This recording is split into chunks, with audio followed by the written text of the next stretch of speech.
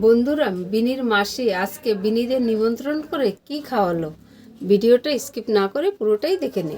মা, আজ আমাদের নিমন্ত্রণ আছে না? রশ্মিদিদের বাড়ি। কখন যাব মা? সেদিন তো মাসিমণি বলে গেল তোমাকে আর আমাকে তাড়াতাড়ি যেতে। এটা তো তোর ভালোই মনে আছে। তোকে যে বললাম খাটের উপর বিছনা চাদরটা পাল্টিয়ে দে, একটা নতুন চাদর পাতিয়ে দে, সেবেলায় তো তোর মনে থাকছে না। তোমার তো বলার কাজ বলে দিই।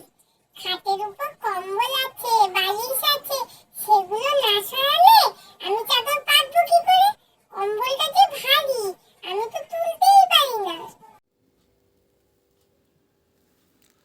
তোমরা কখন যাবে রোশনিদের বাড়ি?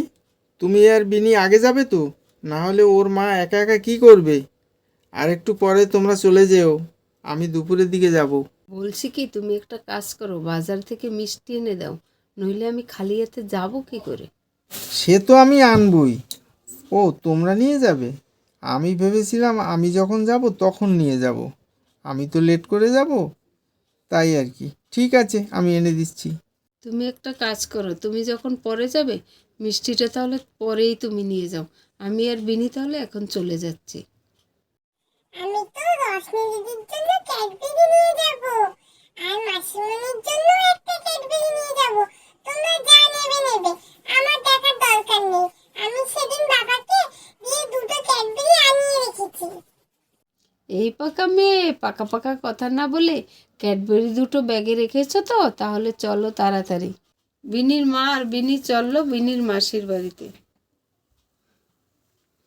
এ রোশনি, ওই দেখ তোর মাসিমণি বোন চলে এসছে। এ দিদি, জামাইবাবু আসেনি? জামাইবাবু, তোরা তো একসঙ্গে আসতে পারতিস। না রে বোন, ওর একটু কাজ আছে, ও পরে আসবে। ও দুপুরবেলা ঠিক টাইম মতো ঢুকে যাবে। তুই একা একা কি করছিস বল, আমাকে কিছু করতে হবে? তুই যে আমাকে কালকে বিরিয়ানি করতে বললি, আমি বিরিয়ানি করেই রেখেছি, এখনো আমি হাঁড়ি খুলে দেখিনি, কীরকম হয়েছে কি জানি।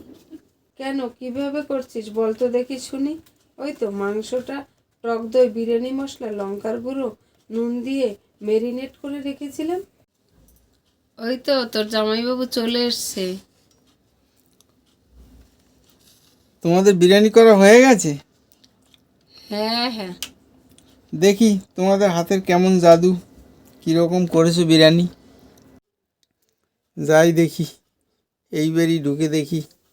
আর 3টে বাড়ি ঢুকতে পারলে যা গজা আছে পুরো বিক্রি হয়ে যাবে।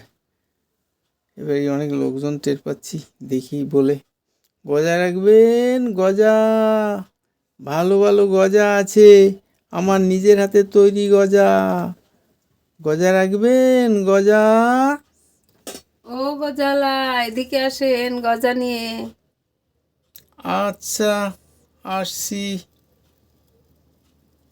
দাদা, গজা কত করে? গজা 20 টাকা শ। এত দাম আপনার গজায়? আপনার বোধহয় জানা নেই, গজা 20 টাকা শ, 2 বছর আগেই হয়ে গেছে। এ তো আমার নিজের হাতের তৈরি গজা। এ গজার স্বাদ আলাদা, একদম টাটকা গজা। ওই যে বাজারে গজা খাচ্ছেন না, ও গজা অত ভালো না, ও ভেজাল গজা। আমার হাতের গজা একদিন খেয়ে দেখুন।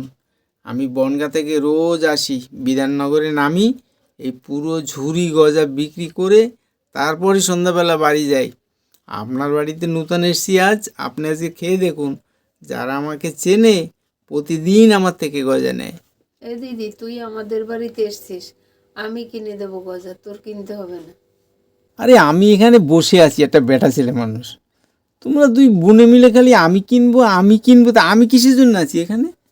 আমি কিনে দেবো। শোনো, তোমাদের কারো কোনো কথা চলবে না, গজা আমি কিনে দিচ্ছি। ও ভাই গজা আলা, তুমি 500 গজা মেপে দাও তো, আমি পয়সা দিচ্ছি। গজা একটা খেতে দিলাম আপনাকে, হাতে দিলাম, আপনি ওটা খান।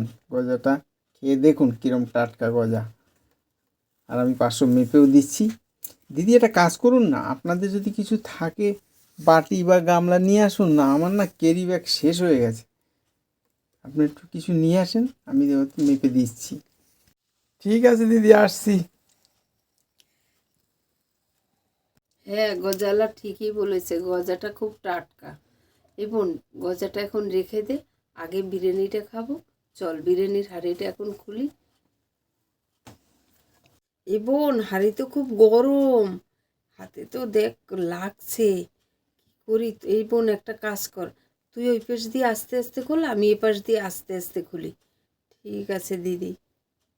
দেখি তো, গন্ধটা তো খুব সুন্দর আসছে, দেখি তো। এই বোন, খুব সুন্দর করেছিস বিরিয়ানিটা, খুব ভালো গন্ধ। রে দিদি, ঠিক বলেছিস, খুবই সুন্দর হয়েছে আমার বিরিয়ানি করা। দেখ, এবার খেয়ে দেখে বলবি তুই। ও, বিরিয়ানি হয়ে গেছে, তোমরা হাঁড়ি খুলে ফেলেছো। আমি তো দূর থেকে গন্ধ পাচ্ছিলাম, গন্ধ পেয়ে আমি ছুটতে চলে এসেছি। ওমা, তাড়াতাড়ি খেতে দাও মাসিমণি, তাড়াতাড়ি দাও, আমি তো গন্ধ শুকে থাকতে পারছি না, তাড়াতাড়ি দাও, বিরিয়ানিটা খুব টেস্টি হয়েছে মনে হচ্ছে।